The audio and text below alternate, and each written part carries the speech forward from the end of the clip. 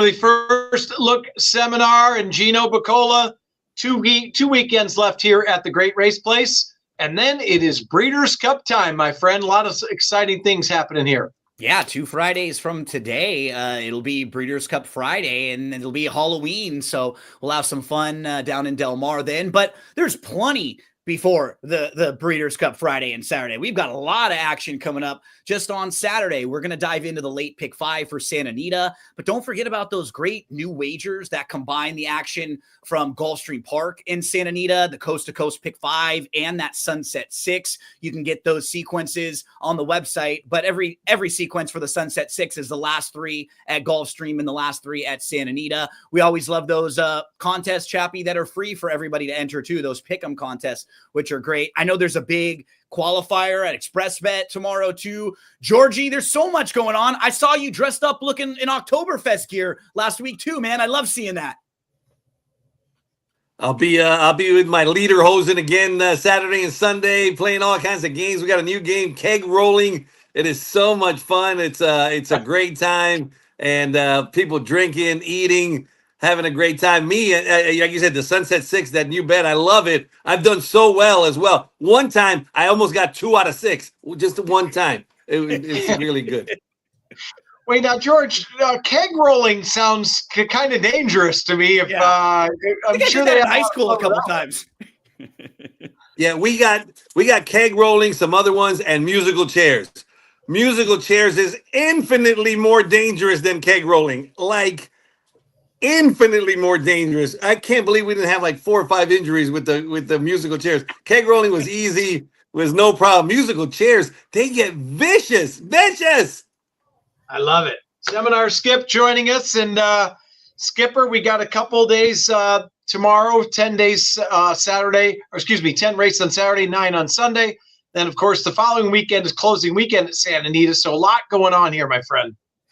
Yeah, buddy. The meet's winding down. The Breeders' Cup is a couple weeks away, and it's a great time. The weather's been great. It's been cooling down nice, and I tell you what, this weekend's going to be beautiful. A little Santa Ana breeze or a little breeze so we can see those San Gabriel Mountains, and it's a good time. We need to make some Breeders' Cup money, though. All right, let's get it started. We're going to concentrate, as Gino said, on the late pick 5 here. So, Skip, I'm going to go right back to you. We start in race 6 furlong, starter optional claimer. Real quick, can I ask a question on this race? That's got to be a typo on the morning line on the outside, right? Oh, yeah. What do you guys have on that, right? That's not 8-1. That's probably 8-5. Right? I have 8-1. Because that's got to be 8-5, right? If you're looking at the race and just thinking about it, that horse was favored on the dirt 2 starts back against these same horses and won. Why would they be 8-1? To me, I just thought that must be a typo when I was looking at it. Well, let's start with you then, Gino. I'm assuming that would be your top pick there in race 6.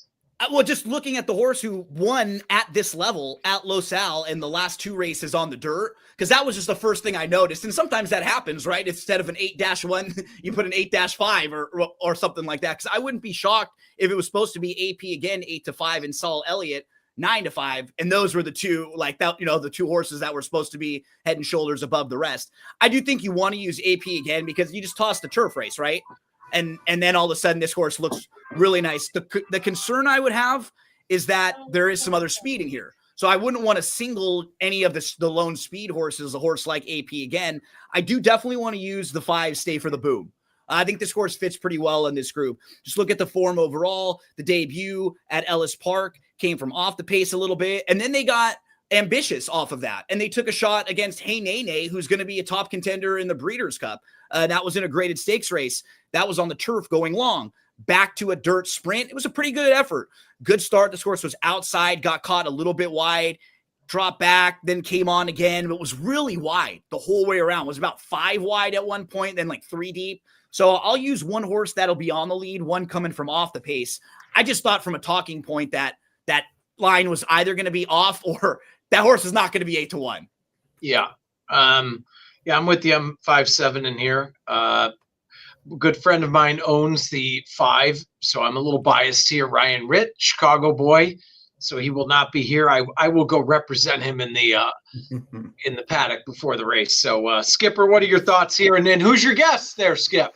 I got my little nephew here, Caleb, and he was helping me handicap. He didn't think I was picking many winners the last few weeks, and he was right. So he's going to help me out. But What's up, the Caleb? 6th race, I like the 5 the best. For all the reasons Gino was saying, I was going to go 3 deep in here. I was going to go 4, 5, and then the 7. And Gino, like you said, I thought that was a crazy morning line on the 7. I said, how is this horse 8-1? But I'm going to go 3 deep in here. I love a horse in the next race. Okay, so everybody's kind of.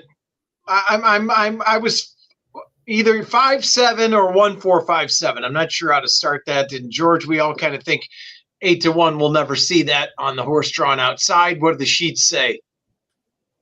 Well, I mean, if you could throw away the last race of the 1, which, I'm going to throw it away because everybody can have a bad day. To me, the 1's the most probable winner. I think there's a lot of speed in this race, and I think he's got tactical speed. He's got the capability, I think, of sitting off. I think he's going to be better than 9-5, or, he's not going to go too much lower, because a lot of people see that he came in 8th last time, and there's so many people who just don't understand. They go, oh, he came in 8th. I'm not betting him with your money. I've had so many people say that to me, and he showed speed, pop and stop. I have no problem with that. They thought enough of him. Doug O'Neill did to run him in a couple of stakes races. One at Churchill Downs. They shipped him to Churchill Downs. I think Saul Elliott's the most probable winner of the race. I think the 5, Stay for the Boom, can also sit a good trip behind the speed. And so those are going to be 2 that I'm going to be using. And I think the 7 is going to be 8-1. Well, from a pace standpoint, obviously the 1 sent the last time. It's very interesting because the 1 and the 7 both have speed. The 1 draws the rail. They both drop, and they're both trained by Doug O'Neill. So one's going and one's not. They're not going to do it against each other. Yep. So I guess it'll depend on the break or the instructions beforehand. We shall see. But all right, Skipper, let's go to you. Leg number 2. You have a horse you love. This would be a mile on the turf, maiden 50s, and I'm assuming this is going to be your single in the late pick 5. This is going to be my single, and I love this horse. I love the replay. I love the way it's working. It's number 3, Both Sides of Bad. Wow. This horse is bred for turf and to go long. So the first time out at Meadowlands back in 22, off slowly, steady, something would have missed. They brought it back in June of 2025 this year. On the dirt, made a move. Next time it came flying late, got beat by a horse that came back to win. But the race that I love was the Del Mar race. Now, the 8 Sweet Odyssey, the favorite, comes out of the same race and had trouble and was pulling hard. But I tell you what, Both Sides of Bad was sitting right behind Sweet Odyssey. Sweet Odyssey turned for home, went to the rail, had all the open room. Both Sides of Bad swung out wide, didn't switch leads until late, but once it switched leads, it took off. I love the way that he galloped out, and I tell you what, he came back and he worked really good on the 13th of September, the 27th of September, and the October 4th work I thought was a great work. Now, it's weird because usually when I see him ask a horse or go to the stick and a work, I usually don't like it. But I think what they're trying to teach this horse to do is switch leads quick, and they just gave it one little chirp, and it just went right by its workmate, and then they just kind of held up on the horse. I love the way that this horse is training. I love Hector Berrios. Both Sides of Bad is my single. I love this horse tomorrow. Well, clearly Mullins and Hector Berrios have had a lot of success together. And by the wow, I don't think George is going to be singling this horse as well. What are your thoughts here, Georgie? This one ran at Energy Downs in Gillette, Wyoming. I was going to ask him if they knew what that EDR was. That's Energy Downs Racing. I'm not betting anybody from Energy Downs. I'll tell you that right now. George, I feel like you and I should be on the staff at Energy Downs. Yeah, no kidding. We would be executives there, Yeah. We can run that place, man. Come on. That one, He's going to win without my money, that Energy Downs horse.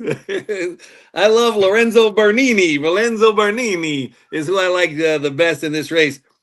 The biggest drop in the game, I've heard it for the last, 500 years, is maiden special weight to maiden claiming. And I like it when they give him more than one chance. So, I don't like one maiden special weight straight to maiden claiming, but they gave this one 3 chances at maiden special weight. Ran the best thoroughgraph numbers in the race and against much better company. Gets the ultimate equipment changed. They add blinkers. They're changing everything up. Rispoli knows this one. Rispoli on the grass is stellar. Lorenzo Bernini is going to be my top pick in that race, and I even think Sweet Odyssey I like second best, but Lorenzo Bernini for me is the one, and I'm going to skip the Energy Downs horse. All right, I'm a mix of both of you. I'm 3, 4, 8 in here. Gino, anyone to add in race 7? George, I know you already knew this because you know everything, but they say about Lorenzo Bernini, he what Shakespeare was to drama, Bernini may be to sculpture. He was a very famous Italian sculptor. If you look at Lorenzo Bernini too, and if you go through all the individual things they're doing with this horse, a friend of mine, I mention him all the time, the Sniper, he calls it the makeover package, right? They're dropping this horse in class. The blinkers are coming on. First time gelding, moving surfaces. They're doing a lot of things to try to get this horse into the winner's circle. George talked about the drop too. I agree. I like the fact that they don't drop immediately and then they don't drop all the way to the bottom, right? You go to 50. Right. You don't go all the way to 20. You stop in the middle where you still show that you like this horse a little bit. So Lorenzo Bernini was on the grass once. That was a pretty good effort, that 4th place finish. It really wasn't bad. It was against straight maidens. This horse was inside, was 3rd, sitting behind the leader, angled off the rail, and was just kind of all in early, chasing the lone speed winner. Broski won loose on the lead that day. This horse actually took a shot at him, tried to come up and fire at him. 3 winning turf siblings. One of them named Arklow. Grade 1 winner, earned $3 million. That was the horse who was awesome at Kentucky Downs and won some of the big races over there, won some really big races through the years. Another grade 2 winner, Murad, grade 2 winner on the turf. This horse has great turf pedigree. And then all those little things, I think Lorenzo Bernini fits really well. I think Skip's horse makes a lot of sense. And yeah, the 8 Sweet Odyssey is the other one. They're all pretty logical for me, 3, 4, and 8. Don't bring up pedigree again from last week's show. You're going to get George riled up again. Yeah, I think his horse might still be running though, right? He ran 4th. He ran okay. No, he did. He ran fine. And rumor has it that Lorenzo Bernini had got his start at Energy Downs. No. This is one of his sculptures from Energy Downs. Look at that. Worlds colliding right there. I love it. All right, let's move on to race 8. I think we were all in agreement, kind of a 3, 4, 8 hodgepodge there in race 7. Georgie, race 8, 6 furlongs. We're going to maiden 20s here, maiden claimers. A couple of droppers here that we talked about just a second ago. What are your thoughts here? Is Ride Elbow Ranch 9 to 5? You're a numbers guy. What do the numbers say on that horse? Yeah, I mean, he comes in with the best last race number, but so does Tiger Fire. Is really good, and I like the work on Tiger Fire after that last race. Again, it's a significant drop in class from they tried maiden special weight, dropped him to maiden claiming, still didn't do good, but he was bumped, he was checked, he had all kinds of issues. Brian doesn't take any chances. He goes with Rispoli. So I'm going to be. I mean, I'm pretty chalky today for whatever reason, but I like the 6 and the 9. As 2 must-use. 2 must-use there. Gino, anyone to add here in the 8th? Yeah, I'll give you the 3 as well. I think the other 2 are super logical, but look at Moonlit Courage. So debuts on the turf against Better, and in that race is behind a filly named Favor to You. It's a pretty nice filly. We talked about her when we previewed one of the races at Santa Anita when she was coming down the hill opening weekend a couple weeks ago. She finished 4th in that John C. Harris. She's a nice 3-year-old filly for D'Amato. So following that, look at the dirt race on May the 10th. Actually was not bad. This horse actually was on the lead. And then a horse on the outside ends up running off and it just sort of changed the complexion of this race. This one horse backed up a little bit, was kind of sitting about 4 lengths behind, and then loomed up to challenge, was right in contention, and then just couldn't finish with horses that I think are a little bit better, because the winner of that race actually came right back to win a first level allowance race at Los Alamitos. Then you have a couple months off, shows back up on August 31st at Del Mar. That was on the turf against a little bit better. And in that race, there were actually 3 next out winners there. So all these races that she's coming out of are pretty live, and she's been facing a lot better horses. Her best race was sprinting on the dirt. She's going to get back to sprinting on the dirt again right here at the low level. And if they go quick early, she can sit off and pass horses a little bit. I think Moonlit Courage is well meant in this spot. Skipper, anyone to add that we've kind of talked 3, 6, 9 thus far? Yeah, I'm going to add 2 other horses. I'm going to go 5 deep in here. The other ones I'm going to use the 5 Royal Dusty.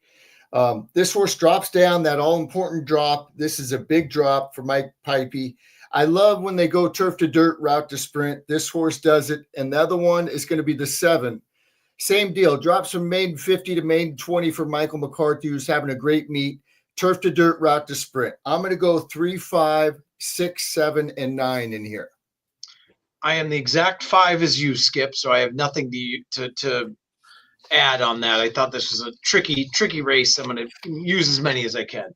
All right, Gino, let's go to race 9. 1 mile, the Lure, restricted on the grass.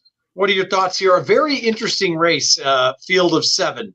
And they got some droppers here coming out of some graded stakes races. What are your thoughts here?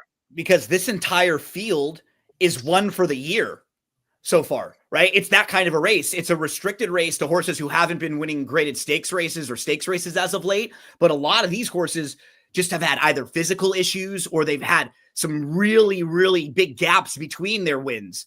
Initially, I'm like handicapping the race and I'm like, there's no way I'm going to pick Endlessly. And then I end up picking Endlessly, right? You kind of come back to Endlessly, who probably has the best resume and could get a setup. Like St. Anthony, who's dropping, is 0 for 6 at Santa Anita, has never even hit the board. And you're looking at some of the recent form. So this horse was 125 to 1 last time out and is the morning line favorite in this race. Just to give you an idea of what a strange race it is. Endlessly will be on the ticket for me because I do just think overall this is probably the classiest horse. Like if they all were to show up with their best efforts, I think Endlessly might win this race. And for the very same reason, I want to use Goliad because I do think Goliad just is one of those runoff speed types. If a lot of these horses are at the point in their career where they don't want to pass anymore, at least I got the horse who's going to be 3 lengths in front of them. I'll probably be pretty formful with Endlessly, Goliad. And Nesso's Last Hurrah didn't run bad last time out. I am a little bit concerned about the shape of the race because Goliad's pretty quick and Sumter's pretty quick. So I don't know if it sets up all that well, but the outside horse is kind of on the upswing, and a lot of these other horses are kind of on the downswing. So I think I do want to use Nesso's as well. I'll be pretty formful in here, but not an easy race. I mean, you can make cases against everyone. I wanted to make a case for Watsonville, but look at Watsonville has only 4 total races in the last 2 years. Yep. Doesn't really seem like the same horse since back in 2023. Yeah. And Glatt's only, he's hit the board a lot, but 2 wins in 34 starts this meet. He's been a little cold on the win end. Skipper, what are your thoughts here? I can't believe St. Anthony is a favorite, like Gino was saying, but it is interesting that JJ Hernandez jumps aboard. Well, Skip, look at your point. Look at the riders recently. Gaffalione, right. Rispoli, Hernandez, Rispoli. He's been getting even at huge prices, this horse has been getting very good riders, almost leading riders all over. Right. So I got to use the one just for that. I know I usually, when I see 0 for 6 at a certain turf course, I just think they don't like it, but I got to use it just because JJ jumps aboard inside. Watsonville I'm going to use. I like the work on the 11th, and I know what Gina was saying with doesn't have many races. It's got 4 races in 2 years. It does have a win over the track. I did like the way it worked on the 11th. Endlessly, this horse used to be so good, and I think this horse could round back into form. I don't think it wants to go 1 mile and 3/8. I think it's going to get a great trip in here, a great setup. I see Goliad going. I see Nesso's Last Hurrah going.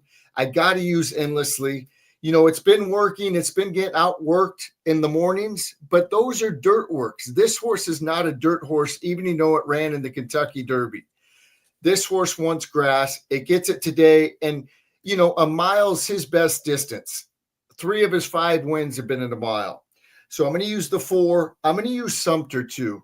This horse with the blinkers off, Mike Smith, I don't know if he had a choice between the 5 and the 6. He rode them both.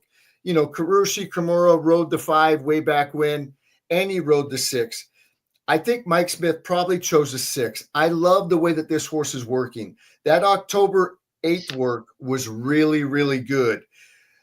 Ears were up. This horse was just gliding along. I know it was 114 and, flat, but not real fast, but I love the way that this horse was doing it. I think the blinkers off are going to be great for this horse. And then the last one, I'm going to use Nesso's Last Hurrah because this horse is in form. It's a sharpest horse, and here we go. We got Peter Eurton and Hector Berrios aboard. So I'm going to go 5 deep in here, but my top play is probably Sumter. I really like the way that this horse is working. Georgie? Chappie, you'll be happy to know that Otani just tattooed one to start the Dodger game just a second ago. So nice. I knew you'd love that. And actually, it looks like the first 3 Dodgers all got hits right now to start for them. So, wow. Yep. They are on a roll. That is for sure. The starting pitching has been unbelievable. That's for sure. Georgie, what are your thoughts here? I think this is the epitome of a race where it's absolutely wide open. You could use them all. I mean, I agree with all you guys, but my top pick is going to be Goliad. It's Goliad's my top pick. You're getting a good price, a decent price on a runner who's a little long in the tooth, no question about it. But man, that race last time, it was a grade 3, but it was at Kentucky Downs. The competition over there was just amazing. I mean, just to give you an idea, the one was 125-1 in the same race that Goliad was in at 11-1, and Goliad attracted Pratt. That's no small detail. He's got tons of speed. He's got the best overall. There was a day when he would crush this field. Yeah. And so I'm going to use a lot in one ticket. I'm going to single him in another. And Goliad is famous, Goliad, Texas, for a massacre they had. So I might get massacred in the pick 5 where I single him, but I'm going with Goliad. I'm going to probably use Goliad as well. The only thing that scares me is Kentucky Downs is such a horse for course more than any place probably. And Goliad loves Kentucky Downs and ran horrible last time. George was hitting it too. Like once you start to see, and I'm using him because there's just a chance, but once you see the horses get to like 8 and then they string maybe 3 or 4 races together that aren't that great, you start to wonder if they're maybe losing a little bit of the spunk, right? Because we're all getting a little bit older. We know what that feels like. We certainly do. Yeah. But half of Goliad's victories were at Santa Anita. Half of his victories. No, so he loves Santa Anita. Yep. But he loved Kentucky Downs too and threw in a clunker the last time. You made a great point too, George. How weird. He was 11-1 in that race, and St. Anthony was 125-1. And then in this race on the morning line, they're like 5-2 and 4-1 flip-flopped. Yeah. That is strange. Yeah. I mean, it's the same guy who did the odds for AP again. Same guy. If St. Anthony wins, I lose. I'm not using St. Anthony whatsoever. And my top pick would actually be Nesso's Last Hurrah because I think that, like you guys said, like Santa Anita, likes the mile. This is the one that's the up-and-comer. I think it gets some other horses that are kind of long in the tooth. And I think with Hector Berrios, Eurton's been on fire. And I think Hector's so good at getting those horses to relax. I think he relaxes and gets first run on the rest of these horses. And being outside is super helpful for that, right? Letting the horses inside of you go and then trying to sit off third if you want to. Right. Yeah. So interesting race. All right. We move to race 10. Skipper, we're going back to you. We are all 4 for 4. I don't think that's possible, but we're going to act like we are for the show. Maybe we get a dead heat in a race where we had a single and another. So maybe we could be, right? There you go. 6 furlongs, allowance optional claimer. Calbred's going here to close it out. Skipper, what are your thoughts?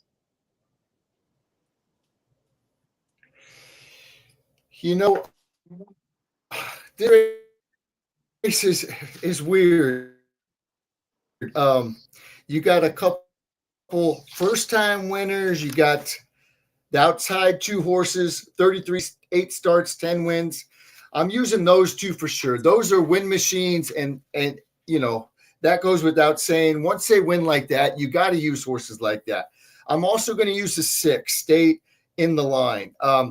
This horse got claimed for 25. Andy Mathis ran it at Los Al, jumped it up for an optional 40. Now he gets more realistic, drops it back down to the level that it won at, a little bit lower.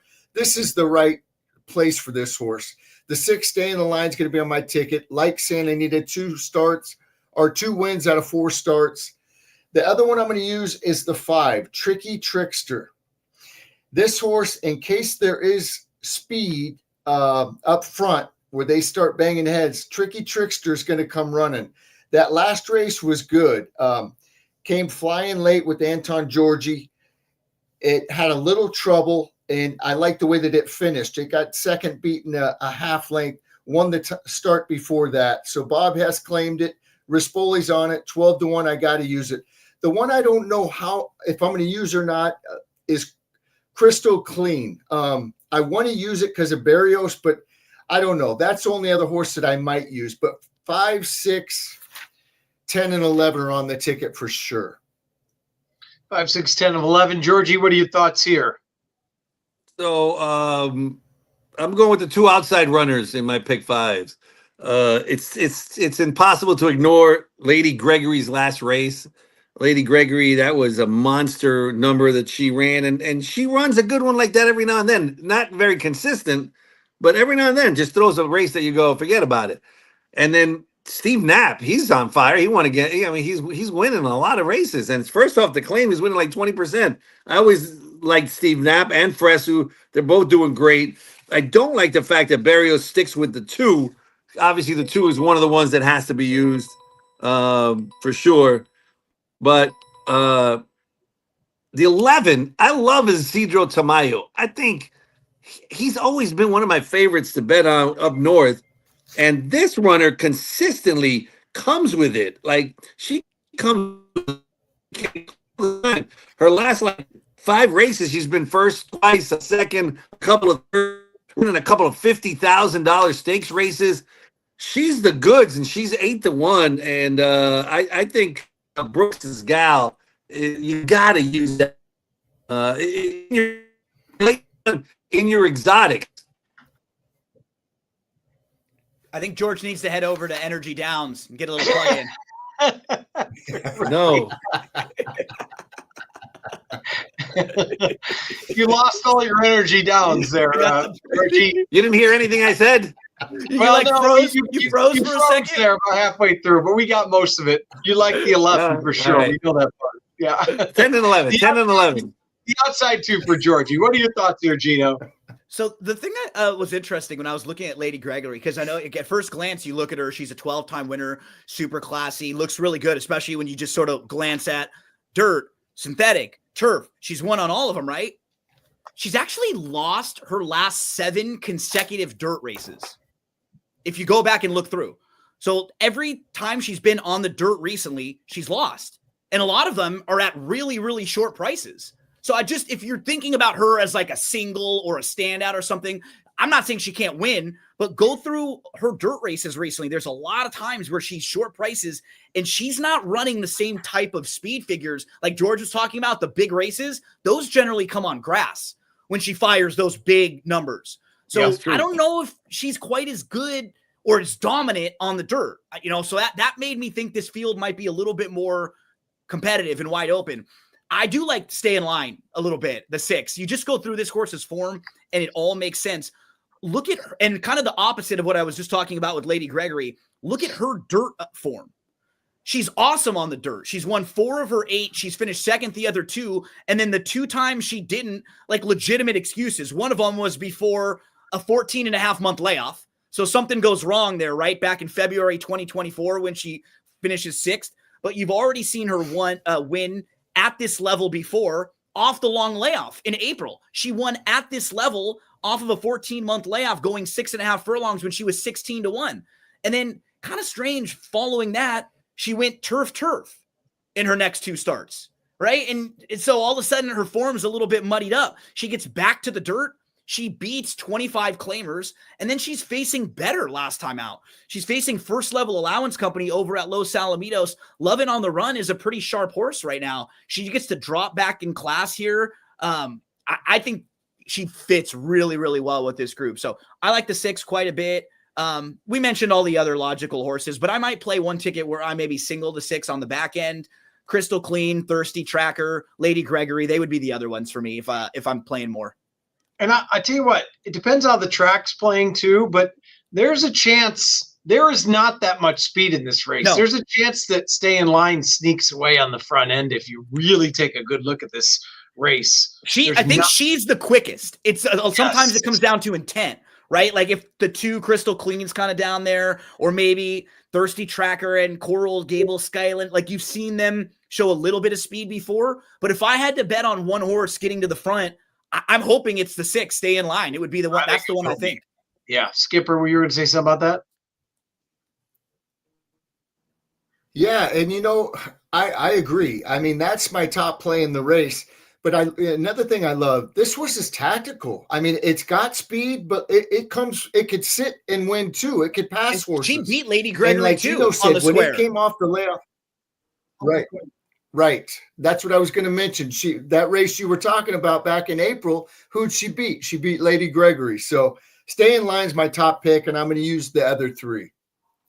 Yeah, my top pick is Crystal Clean. I think Crystal Clean has a lot of upside after only 2 races, and I think can go to the lead or sit just off. But I'm kind of with you guys on the rest of them. I was kind of 2, 6, 10, 11. Skip's throwing in the 5 at a price I like. So, well, it looks like an interesting card tomorrow. And again on Sunday, Gino, wrap it up with all the things we have going on. A lot happening here at the Great Race Place. Yeah, you also want to take a look at the Breeders' Cup packages that we have at drf.com, because when Wednesday comes and the pre-entries come out, then you can get those right away and you can start your handicapping. And if you purchase them early right now, you save a bunch of money. I think you save like $38 if you want to purchase, and they have the clocker reports and betting strategies, whatever you want in those different packages. We'll have a ton of help for you on the YouTube channel there on DRF2 if you need. And then over at Santa Anita tomorrow, free contest, pick'em.santanita.com. Every Saturday, Sunday. If you're a football fan and you're kicking back watching some college football, these are free. You answer the 12 prop questions, you could win $500. I think George is going to be firing away in the big express bet tournaments, the qualifiers tomorrow. They got tournaments in Santa Anita. They got tournaments at Keeneland. And I'm going to be the seminar guest for Tom Quigley tomorrow. So I'll be out there previewing the entire card before they start. So if you didn't get enough of me right now, you get more of me tomorrow previewing the full card. And we'll see Georgie all weekend in the Lederhosen, right, Georgie? Yes, yeah. All weekend long Lederhosen. And I'll also be signing people up tomorrow for that $1,000 BC feeder. So that's a fun contest too. All right. Well, look forward to the weekend, and we will close it out next weekend, same time, same channel. So good luck, everybody. Thanks, guys. And we will talk to you again next week. Thanks. Good luck.